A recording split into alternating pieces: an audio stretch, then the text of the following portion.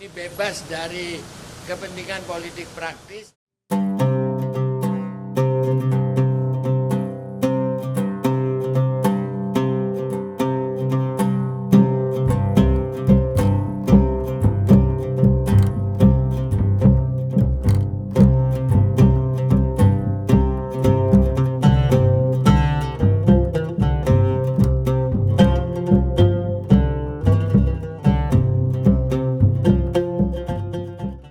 Karena Jambore ini bebas dari kepentingan politik praktis, tidak ada yang kita bicarakan.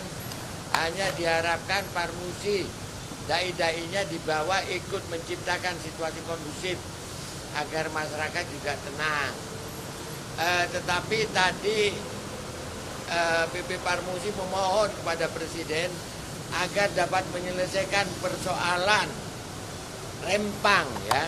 Persoalan Rempang agar tidak menjadi persoalan-persoalan politik dan hendaknya pemerintahan Jokowi bisa memihak kepada kepentingan rakyat, ya, kepentingan rakyat.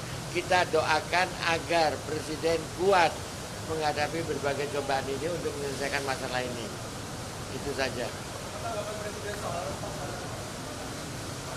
Beliau ya berharap ya insya Allah bisa tidak spesifik ditanggapin, tetapi ya insya Allah bisa bekerja sama dengan baik sebaik-baiknya.